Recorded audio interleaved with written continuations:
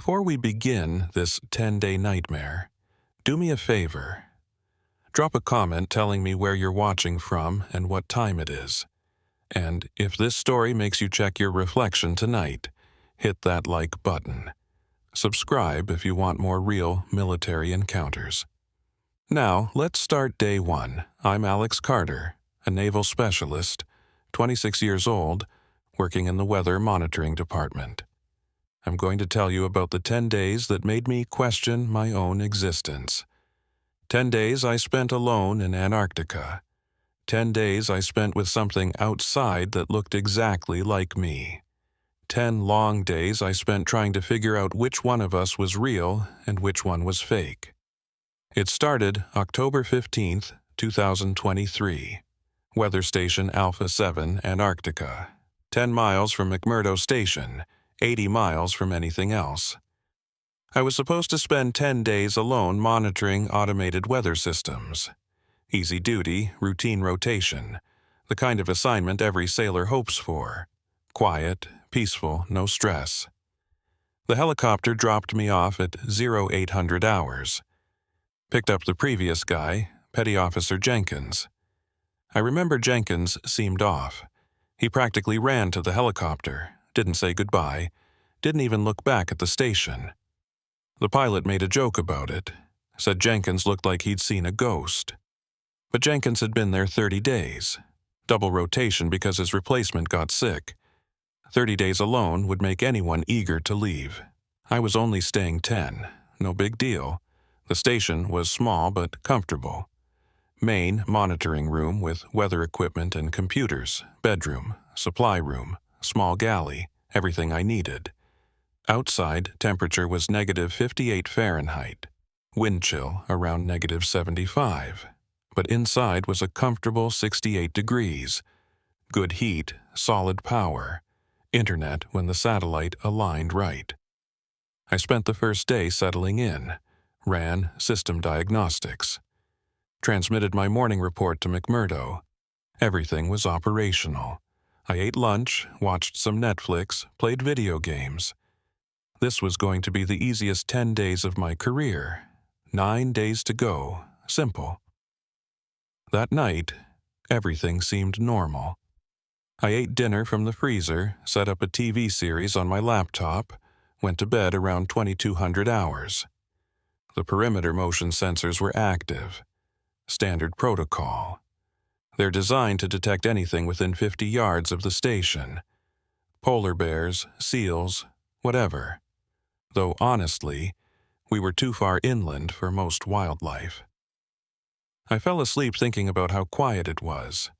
No engines, no people, no radio chatter, just the hum of the heating system and occasional wind. Peaceful. The alarm woke me at 0300 hours. Day 2. The perimeter sensor had detected movement 50 yards northwest. I pulled up the camera feed immediately. Nothing, just snow and ice. No animals, no movement. Nothing. I checked the sensor diagnostics. Everything was functioning properly. No malfunctions. So either something had triggered it and moved away before I could see it, or wind had blown snow past the sensor in a way that registered as movement. I reset the alarm and went back to bed, but I had trouble sleeping. I kept thinking about Jenkins, about how he'd talked about seeing things, about how eager he was to leave. The next morning, I suited up in full cold weather gear and went outside to check the sensor.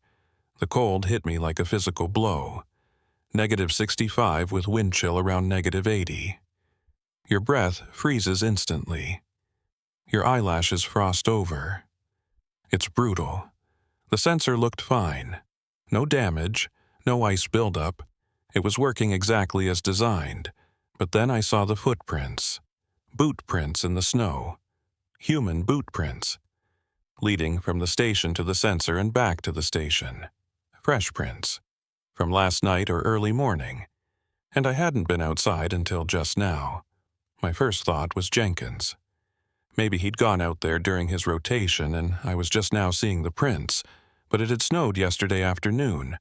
Any prints from before my arrival would be covered. These prints were fresh. I followed them back toward the station. They led right up to the entrance door. Then they stopped, like whoever made them had just walked up to the door and disappeared. I checked inside for wet footprints. Nothing. All the floors were dry. I tried to rationalize it. Maybe those were my prints from when the helicopter dropped me off. Maybe I was confused about the layout. Everything looks the same out here.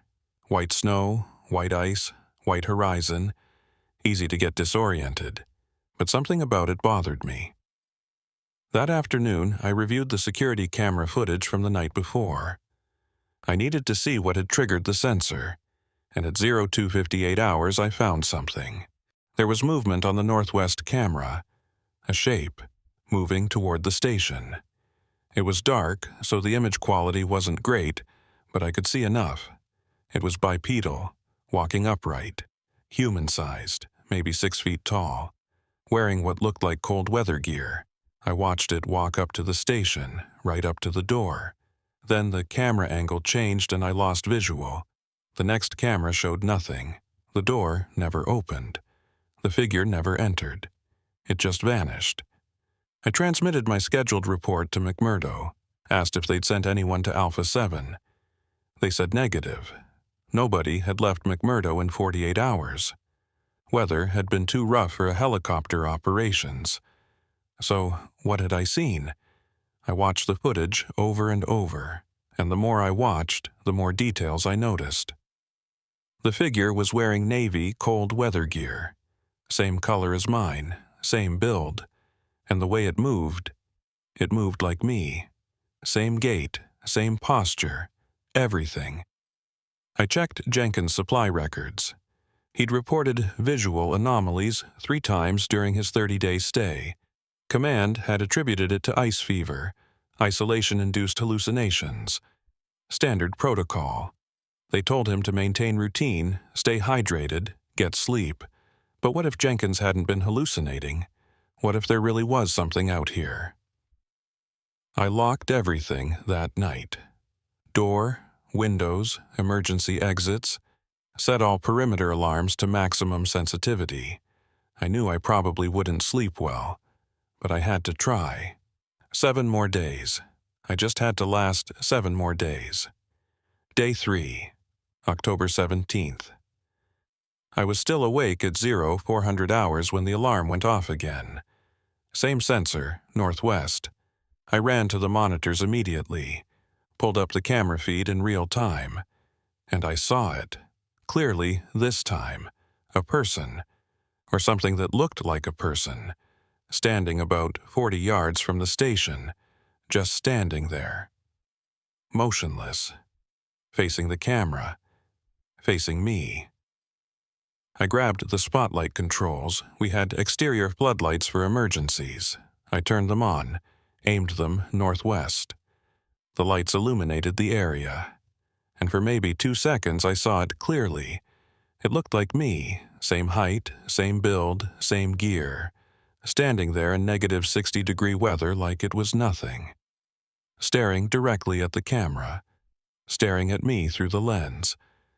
Then it turned and walked away, back into the darkness, beyond the range of the lights. I kept the lights on for 20 minutes. Scanned the whole perimeter, nothing. It was gone. I wasn't hallucinating. I knew what I saw. That was real. That was something out there that looked exactly like me. I saved the footage, downloaded it to a secure drive. Then I reviewed it frame by frame, enhanced the image as much as possible. And when the lights had hit it, just before it turned away, I got one clear frame of its face. It was my face. Not similar. Not someone who resembled me. My face, exactly. Down to the scar on my left eyebrow from when I was 12. Down to the way my hair curls at the temple. Every detail perfect. I called McMurdo, spoke to Lieutenant Morrison, told him I was experiencing unusual visual phenomena. Kept it vague. Didn't mention seeing myself. Just said I was seeing movement that couldn't be explained. He asked if I wanted extraction. said they could send a helicopter if weather permitted. I said no, because what would I tell them? That I saw myself outside? They'd medevac me for psychological evaluation, end my career. And honestly, part of me didn't want to leave. Part of me needed to understand what this was. Morrison told me to maintain routine, document everything, call immediately if it got worse. 7 more days. I could last 7 more days. Later that afternoon, I was packing up Jenkins' personal effects, things he'd forgotten in his rush to leave. I found his journal. I know I shouldn't have read it, but I needed to know if he'd seen what I was seeing. He had. Day 18 of his rotation. Saw someone outside. Looks like me. Day 20. It knows things only I should know. It mimics my movements. It's studying me. Day 25. It came to the door last night, knocked, spoke with my voice, said let me in. I didn't open the door. Day 28. I can't tell anymore if I'm me or if it's me. When I look in the mirror, I see it looking back. Day 30. The helicopter is coming. I have to leave before it gets inside, before it replaces me completely.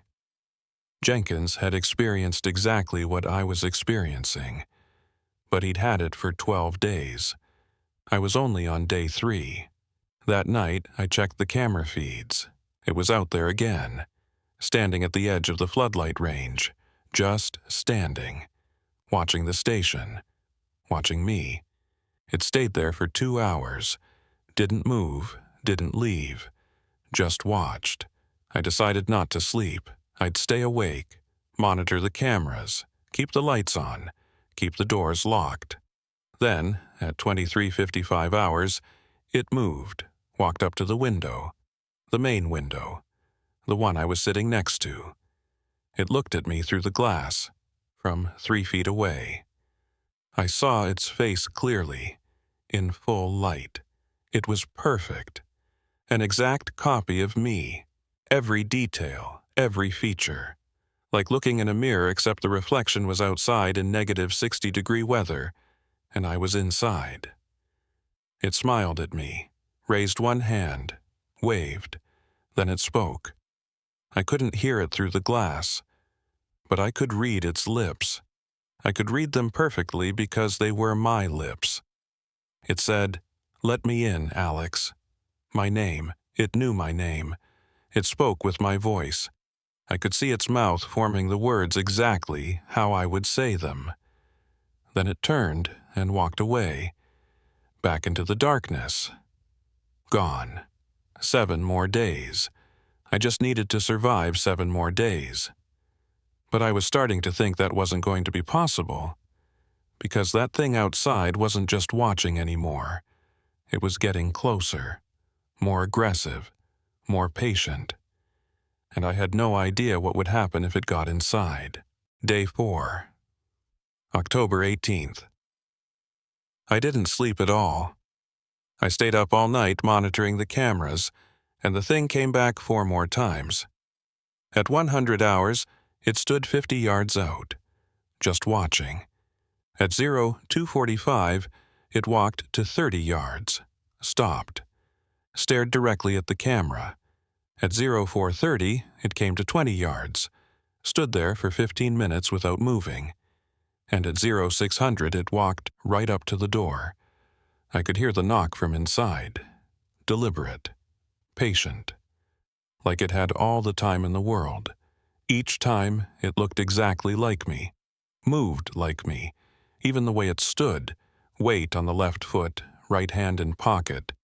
That's exactly what I do without thinking about it. That morning, I tried calling McMurdo for my scheduled check-in. The radio wasn't working. The storm system that was supposed to pass north of us had shifted. We were on the edge of it now. Heavy interference. I could hear static, but I couldn't transmit clearly, and I couldn't receive anything intelligible. I was completely cut off. No radio. The internet satellite was down too because of the storm. I was alone out here with that thing and no way to call for help.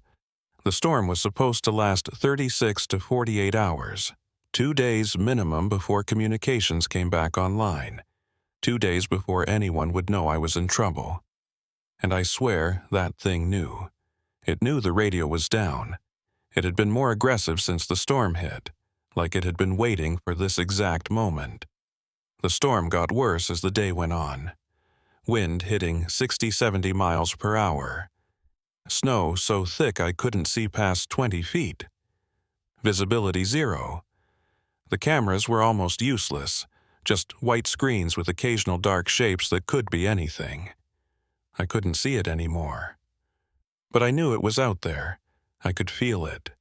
I spent hours reviewing everything I knew about Antarctica, about this region, about what could possibly exist out here that science hadn't documented. There was nothing. Antarctica has seals, penguins, some birds, no large predators, no indigenous people, nothing that could create what I was seeing, unless it wasn't from here, unless it was something we don't know about, something that's been here longer than we have, something that hides in the ice and only comes out when humans are alone. Or maybe I really was going crazy. Maybe Jenkins went crazy. Maybe every person who does solo rotation at this station eventually sees themselves outside. Maybe it's something about the isolation, the environment, the extreme conditions. Maybe our brains just break down and create this specific hallucination. But the footprints had been real. I'd measured them, photographed them. They'd matched my boot size exactly. How does a hallucination leave physical footprints? That afternoon, the power started fluctuating. Lights flickering. Heater cycling on and off. The station was designed to handle extreme weather. It shouldn't have been affected by the storm like this, unless something was interfering with it, unless something outside was tampering with the power systems.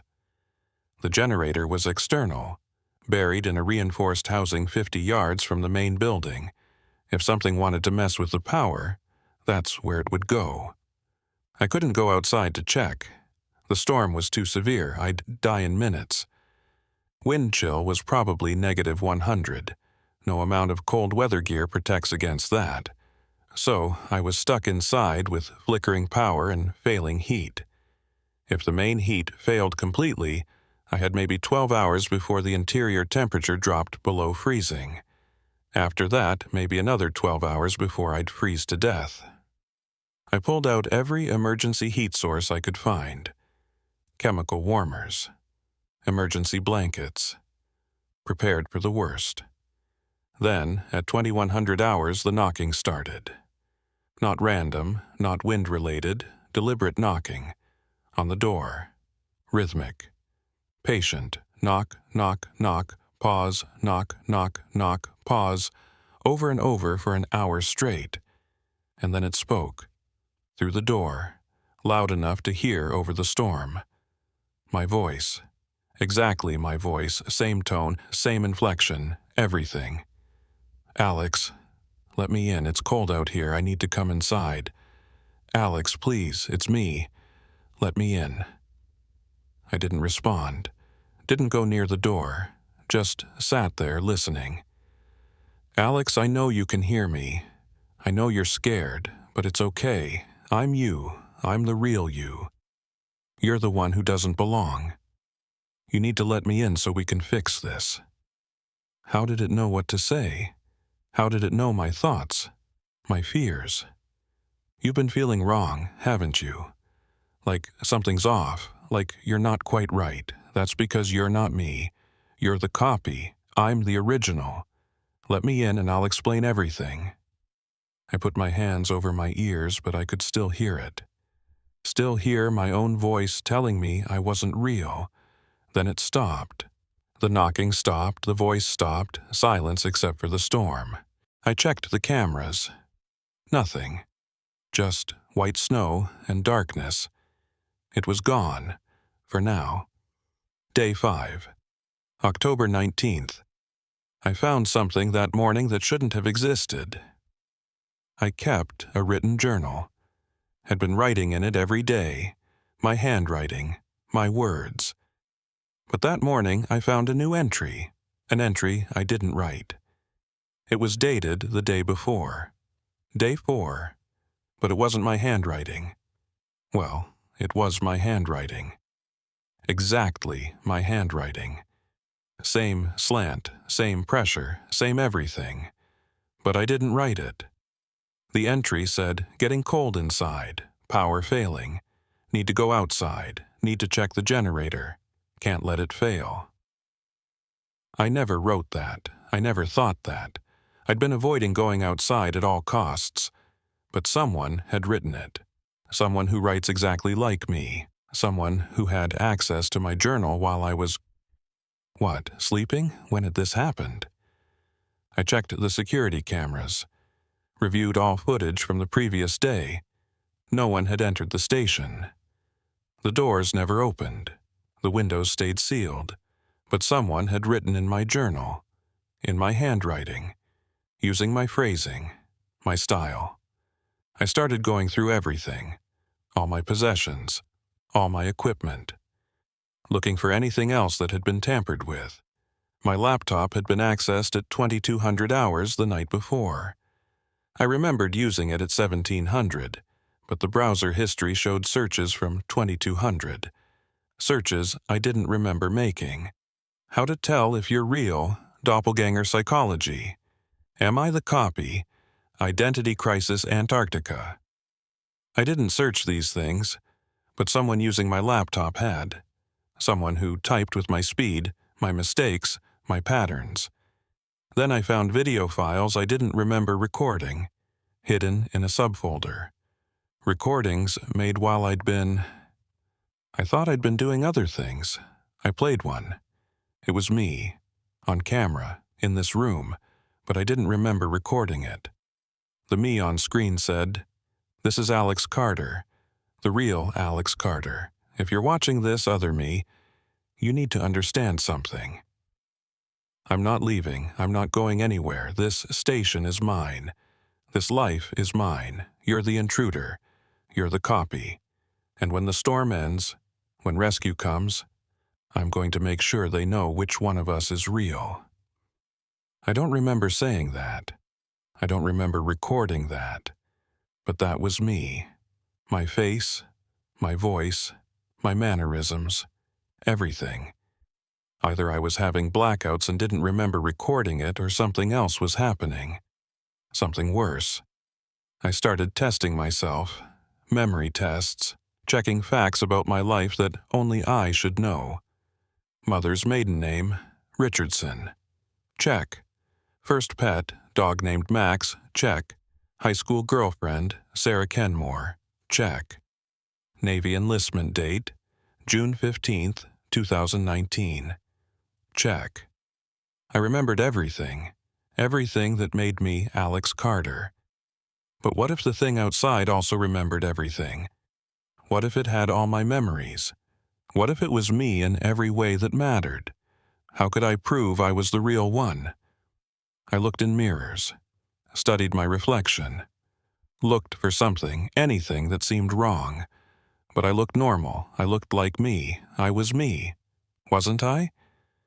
That night, during a brief break in the storm when visibility cleared for maybe 10 minutes, it came to the window.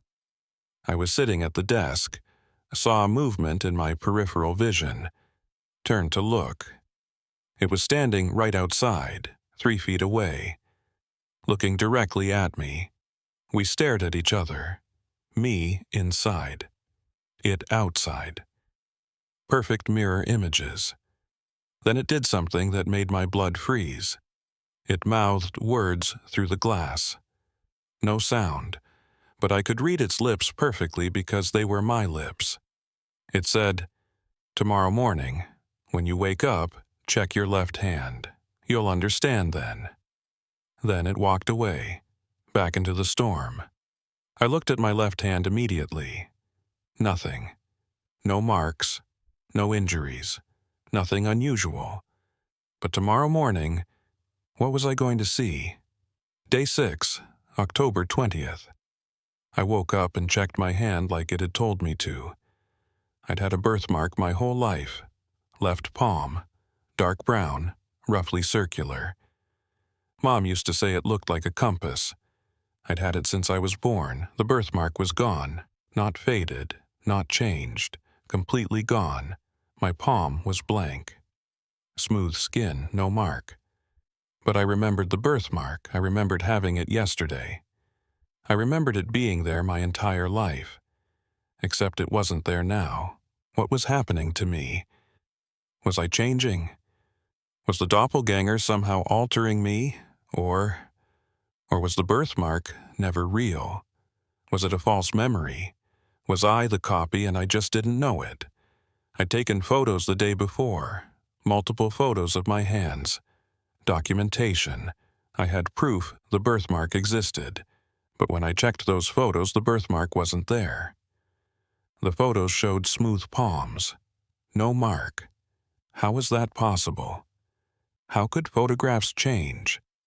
Unless I was remembering wrong. Unless I never took those photos. Unless my memory of having a birthmark was false. Planted. Copied from the real Alex Carter. I didn't know what was real anymore. The storm was passing. Wind had died down. Snow had stopped. Visibility was returning. The radio was still damaged. I couldn't reach McMurdo, but they'd be trying to contact me soon. Standard procedure after a storm this severe. I needed to be ready, needed to have answers, needed to explain what had been happening.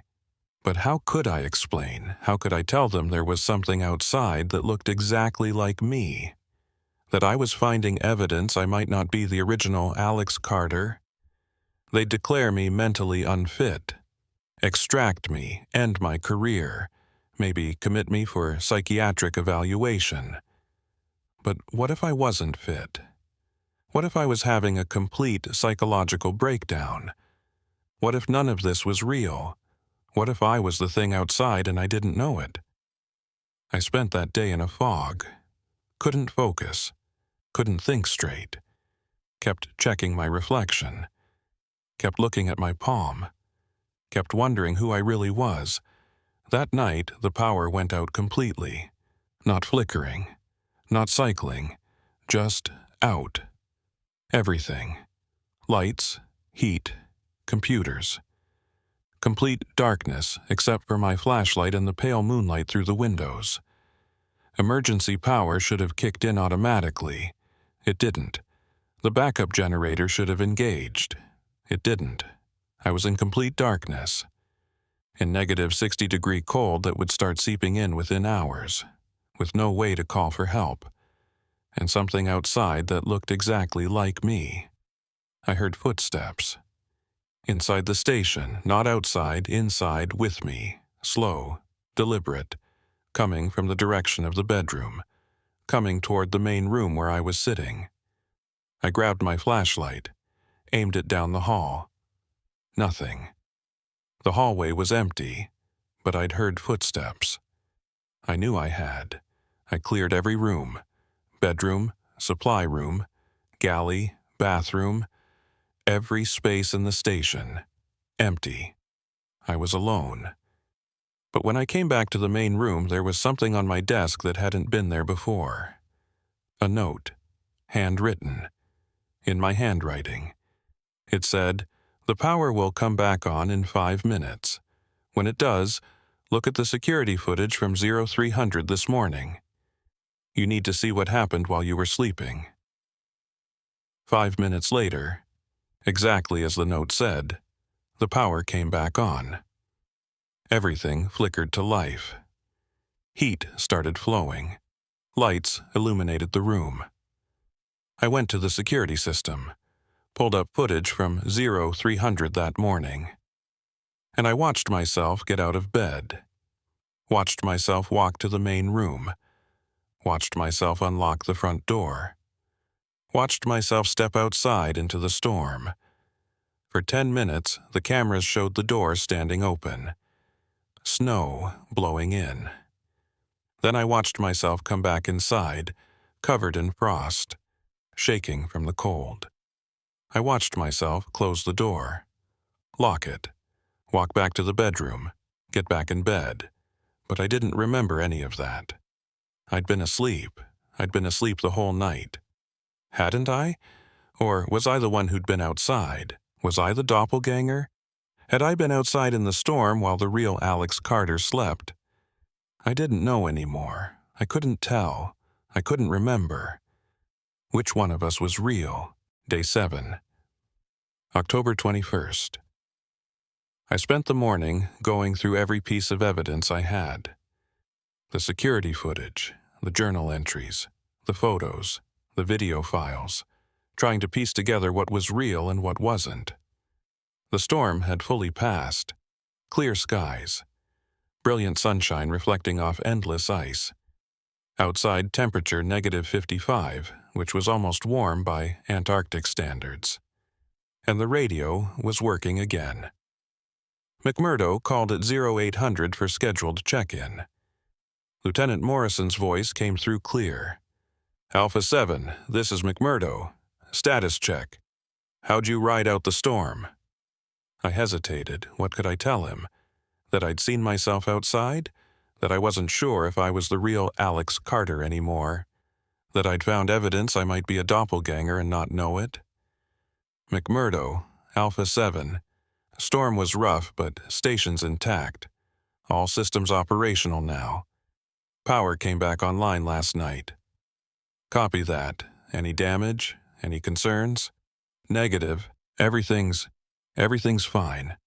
Lie. Everything was not fine. But what else could I say? Roger. Continue normal operations. Next, check-in 0800 tomorrow. McMurdo out. The radio went silent. I'd had my chance. I could have told them, could have asked for extraction, could have explained that something was wrong. But I didn't, because I still didn't know what was happening. And I needed to know. I needed to understand. That afternoon, I found more entries in my journal. Pages and pages I didn't remember writing, all in my handwriting, all describing things I didn't remember doing. Day 5 entry I didn't write. Went outside at 0300. Needed to check the generator. Snow was beautiful in the dark, peaceful. I stood there for 10 minutes just feeling the cold. It felt right, like I belonged out there. Day 6 entry I didn't write. I'm starting to understand. The cold doesn't hurt anymore. The isolation doesn't bother me. This place feels more like home than anywhere I've been. Maybe I'm not supposed to leave. Maybe I'm supposed to stay. Day 7 entry. Written this morning before I woke up. Soon, there will only be one of us. The question is which one stays and which one goes. I think I know the answer now. I checked the security footage again. This time, going back through all 7 days, and I found more gaps, more instances of me doing things I didn't remember. Day 4. Got out of bed at 0200. Walked to the window. Stood there for an hour staring outside. Day 5. Went to the supply room at 0330. Moved boxes around. Appeared to be searching for something. Day 6. Sat at my desk at 0400, writing in the journal for 2 hours. The entries I found. Day 7. This morning at 0530, before dawn. Stood at the front door with my hand on the lock for 15 minutes. Just standing there, like I was deciding whether to open it. I was doing things in my sleep, or I wasn't asleep. Maybe I was awake and doing these things and then not remembering them, like someone was stealing my memories, or implanting false ones. How did I know which memories were real and which weren't? I made a decision. I would stay awake, completely awake, for the next 24 hours. I'd monitor myself, make sure I knew every action I took, every movement, everything. If I was doing things I didn't remember, staying awake would prove it, would give me control. That night, I set up a webcam facing my desk, recording continuously. If I got up, if I moved, if I did anything, it would be documented. Evidence I could trust. At 2100 hours, I was sitting at my desk, monitoring the external cameras, drinking coffee to stay awake. Everything was quiet. Nothing on the perimeter sensors, nothing moving outside. Then I heard it, a voice. My voice, but not from outside, from behind me. "You should sleep, Alex."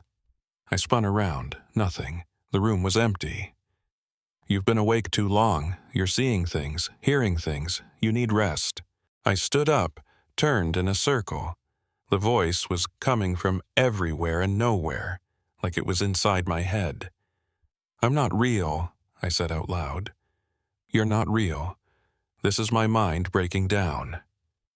"Am I?" the voice asked. "Are you sure?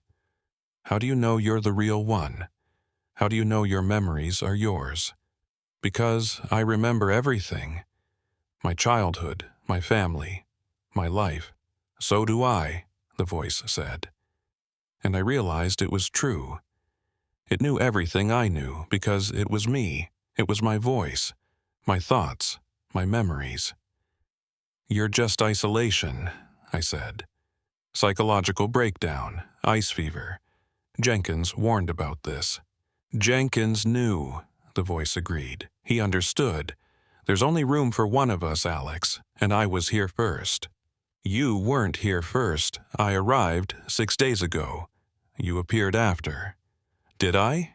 Are you sure? How do you know you didn't appear after? How do you know you're not the copy?" I couldn't answer that because I didn't know. Not anymore. "Check the webcam recording," the voice said. "The one you just set up. Check what you've been doing for the past 30 minutes. I looked at the laptop, the webcam recording. It had been running for 40 minutes. I pulled up the file, started playing it back. For the first 10 minutes, I saw myself sitting at the desk. Normal. Working. Drinking coffee. Then, at minute 11, I watched myself stand up, walk to the window, stand there staring outside for 20 minutes, completely still, not moving at all. But I didn't remember standing up. I didn't remember walking to the window. I'd been sitting at my desk the whole time. Hadn't I? I checked the timestamp. I checked the external cameras. Everything matched. According to every piece of evidence, I'd been standing at the window for 20 minutes. But I remembered sitting at my desk.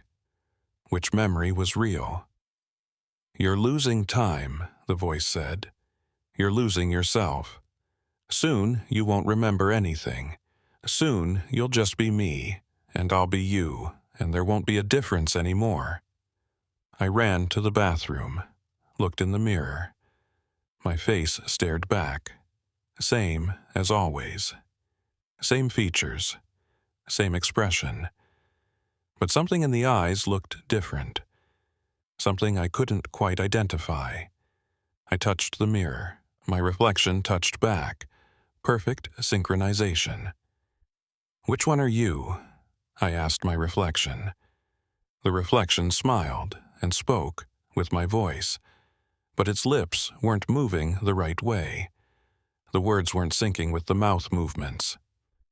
"I'm the one who's going to survive," it said. I stepped back from the mirror. The reflection stayed, kept smiling, kept staring at me with my own eyes.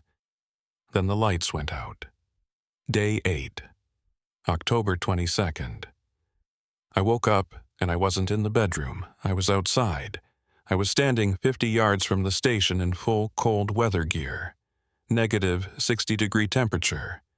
Wind chill around negative 80. But I wasn't cold. I wasn't shivering. I felt comfortable. How did I get here? I'd been in the bathroom, looking at the mirror. The lights went out, and then nothing. Blank. No memory. Now I was outside. Had been outside for how long? I checked my watch. 0730 hours. 8 hours. I'd been outside for 8 hours and I didn't remember any of it. You can't survive 8 hours in Antarctic cold, not even with the best gear. You'd freeze to death. Your blood would thicken.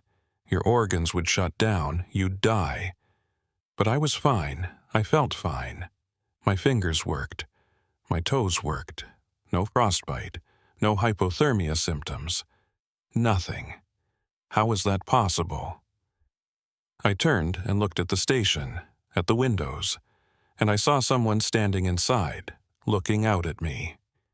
It was me. I was inside the station looking out at me standing in the snow. We stared at each other. Inside me and outside me. Perfect copies. Perfect matches. Which one was real? The one inside where it's safe and warm, or the one outside in the killing cold who wasn't dying? Inside me raised one hand, waved, smiled, then stepped back from the window, disappeared. I ran toward the station, reached the door. Tried to open it, locked. I was locked out. Outside me was locked out in -60-degree weather, and inside me had locked the door. I pounded on the door, shouted, but I knew inside me wouldn't answer. Inside me was in control now. I had emergency supplies in the pockets of my cold weather gear. Chemical warmers. Emergency beacon. Survival kit. I activated the beacon. McMurdo would see it. They'd send a helicopter. But it would take time. Maybe 6 hours. Maybe more, depending on weather and availability. Could I survive 6 hours outside? The evidence suggested I could. I'd already been out here 8 hours and I was fine. But how? Why? I found shelter against the generator housing. Huddled there. Waited. Watched the station windows for any sign of movement. Nothing. Inside me was in there. Living my life. Being me. While I was out here in the cold becoming... what? 3 hours later, I heard the helicopter. Beautiful sound. Rescue. Salvation. It landed 50 yards away. The pilot and a medic jumped out, ran toward me. "Specialist Carter, are you injured? What happened?" "I got locked out," I said. "I need to get inside. There's someone in there, something in there. We need to—" "You've been outside for 3 hours," the medic interrupted. "In this temperature. How are you alive?" "I don't know, but we need to get inside. We need to—" The station door opened. I stepped out. Not me outside. Me inside. I stepped out of the station and walked toward the helicopter. The pilot looked confused. "There's 2 of you?" Inside me spoke, with my voice, perfect inflection. "This must be a hallucination. Ice fever. I've been experiencing visual hallucinations all week, seeing myself outside.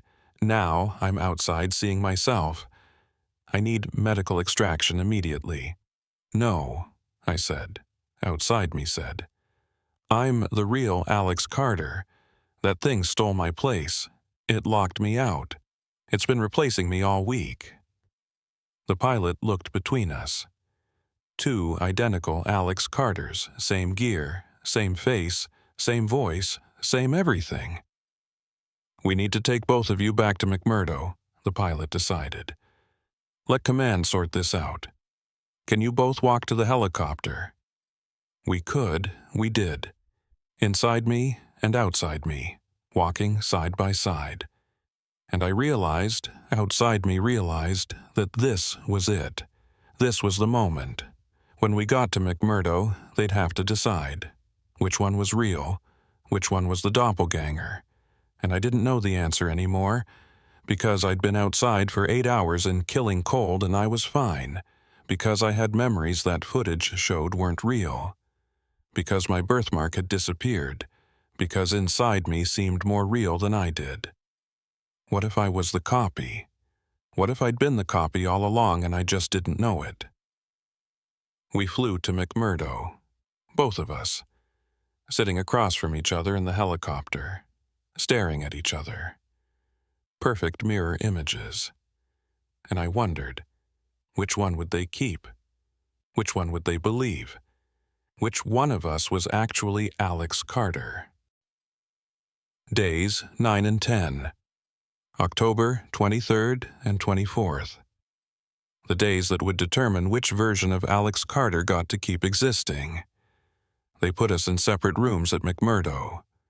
Identical rooms, identical furniture.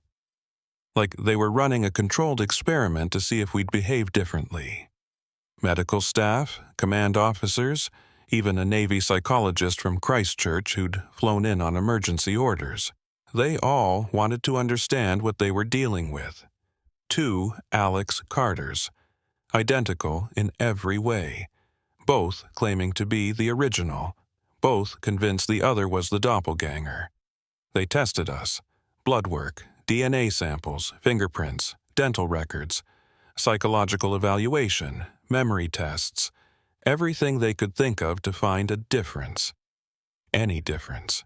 The results came back identical, perfect matches, same DNA, same fingerprints, same dental records, same blood type, same everything. According to every scientific test available, we were the same person, not twins, not clones, the exact same person existing in two bodies simultaneously, which was impossible. Lieutenant Morrison handled the interrogations. He'd known me, known us, for 2 years. He'd worked with me, knew my mannerisms, my history. If anyone could spot the fake, it was him. He interviewed me first. Other me waited in the separate room. "Tell me about your mother," Morrison said. "Sarah Richardson, born 1971 in Portland. Maiden name Richardson, married name Carter. She's a teacher, 5th grade. I talk to her every Sunday when I can get connection."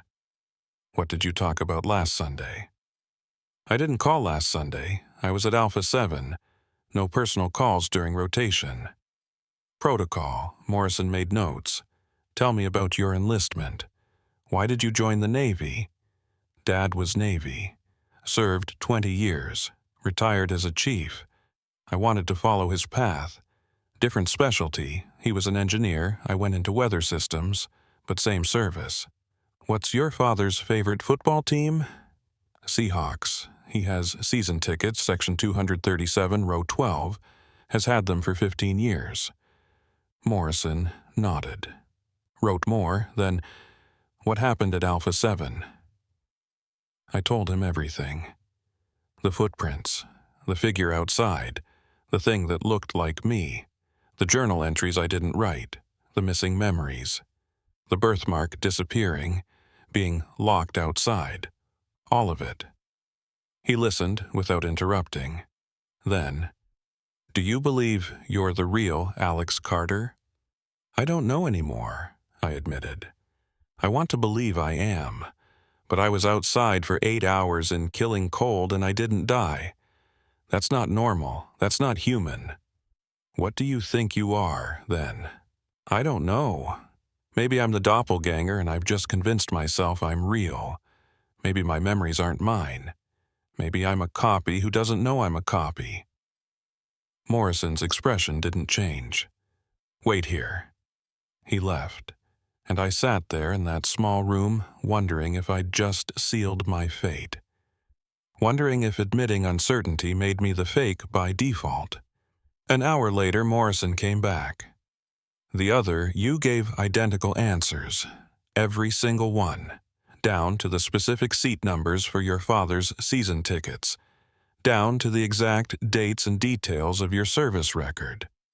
So, what does that mean? It means we have a problem. 2 of you, both identical, both with perfect knowledge of Alex Carter's life, both convinced you're real, and we have to decide which one to keep. And the other one?" Morrison didn't answer, but I saw it in his eyes. The other one couldn't stay, couldn't exist, couldn't be allowed to live knowing what it knew. One of us would be kept. The other would be handled. There has to be a way to tell us apart, I said. Some difference, some test. We're running every test we have. Blood work, DNA, brain scans, everything. So far, you're identical. What about behavior, mannerisms? Surely one of us acts more like the real Alex than the other. That's what the psychological evaluation is for. Dr. Chen from Christchurch is interviewing both of you, looking for deviations, anything that might indicate which one is the original and which is the duplicate. Duplicate. Not doppelganger, not copy. Duplicate. Like I was a photocopy of a person instead of an actual person. They kept us separated for 36 hours. Day 9, day 10. Continuous testing. Continuous interviews. Always the same questions. Always looking for inconsistencies. I met with Dr. Chen 6 times. She was thorough, professional, and increasingly frustrated. "You're both identical," she said during our 5th session. "Not just physically, psychologically, your response patterns, your verbal tics, your body language, your emotional reactions. Everything matches perfectly. You're either both real or both copies. I can't find a difference." "There has to be a difference," I insisted. "I'm real. I know I'm real. I remember my entire life. I remember being born, growing up, joining the Navy, everything." "So does he," Dr. Chen replied. "He remembers the exact same things, same memories, same details, same emotional weight to each memory. If you're the real Alex Carter, and those are real memories, then how does he have them too? And if he's the fake with implanted memories, why are they so perfect? How would a doppelganger know the specific smell of your grandmother's house or the exact pattern of sunlight through your bedroom window when you were 8 years old?" I didn't have an answer. "I'm going to tell you what I told him," Dr. Chen said. "There's a possibility you're both real. That something at that station, some environmental factor, some unknown phenomenon, created a perfect duplicate of Alex Carter. Not a copy, not a fake. A genuine second version. Both equally real. Both equally Alex Carter. That's impossible. 2 of you existing is impossible. Yet here you are. Both of you. So maybe we need to reconsider what's possible." Day 10. October 24th. Final day of testing. Morrison called us both to a conference room. Together. First time we'd been in the same room since arriving at McMurdo. We sat across from each other. I looked at him. He looked at me. Perfect mirrors.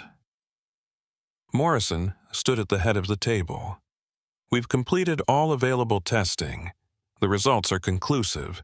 You are both identical in every measurable way.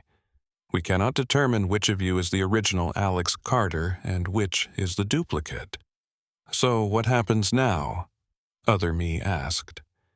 "Command has made a decision. Both of you will be retained. Both of you will be debriefed. Both of you will be monitored. We need to understand what happened at Alpha 7, and both of you are evidence of that phenomenon." "You're keeping both of us?" I said. "For now. You'll be assigned separate quarters, separate duties, separate identities. One of you will retain the name Alex Carter. The other will be designated Alex Carter-2 until we determine appropriate identity documentation." "Which one keeps the name?" Other me demanded. Morrison pulled out a coin. "This is the fairest way we can determine it. Call it." Other me and I looked at each other. This was it. The moment that would define which of us was real in the eyes of the Navy. Not based on truth, not based on science. Based on a coin flip. Heads, Other me said. Morrison flipped. The coin spun in the air, landed on the table. Tails.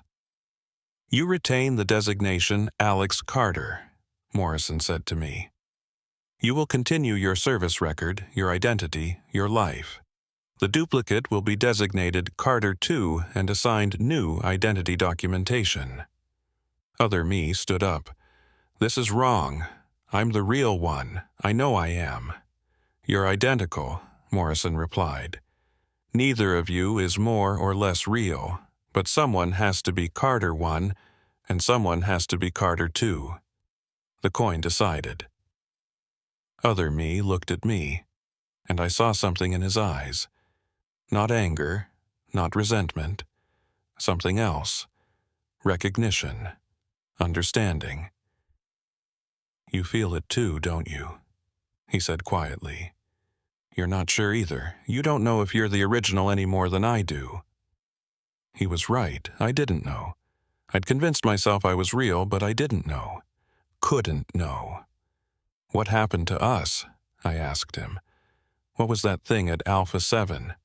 I don't think there was a thing, Other me said. I think we were the thing. I think one of us went to that station and something happened. Something changed us, split us, created two from one, and now neither of us knows which one we were before the split. Dr. Chen was taking notes. That's actually consistent with the psychological profiles. You both demonstrate uncertainty about your authenticity. You both have the same doubts, the same fears. That wouldn't be true if one of you knew you were the doppelganger. So, what are we? I asked. Human, Dr. Chen said simply. Both of you. Whatever happened, you're both human, both real, both Alex Carter. Just two of him now. They separated us after that. I went back to regular duty. Weather monitoring, different station, different location, normal rotation with other personnel. No more solo assignments. Carter 2 was assigned to Research Division, studying the phenomenon that created him, trying to understand what happened at Alpha 7. I don't know if they found answers. I was never briefed, never told what the investigations revealed. For all I know, they're still studying it, still trying to understand. 6 months later, I was offered an honorable discharge. Given the unusual circumstances, Morrison said. Command thinks it might be best for you to transition to civilian life. Full benefits, clean record. You'll be taken care of. I took the discharge. What else could I do? Stay in the Navy with a duplicate of myself also serving. Live the rest of my life wondering which one of us was real. I moved to Seattle. Got a job with a private weather consulting firm. Started a new life. Normal life. Sometimes I wonder about Carter too. If he's still at McMurdo, still researching, still trying to understand what we are. Sometimes I wonder if I'm Carter too and I just don't remember, if they told me I won the coin flip but I didn't. If they're running an experiment to see how the duplicate adapts to believing he's the original. Sometimes I look in mirrors and I'm not sure who's looking back. I still have nightmares about Alpha 7, about standing outside in the cold, about seeing myself through the window, about that moment when I realized I couldn't tell which one was inside and which was outside, which one was real and which was the copy. The Navy sealed Alpha 7.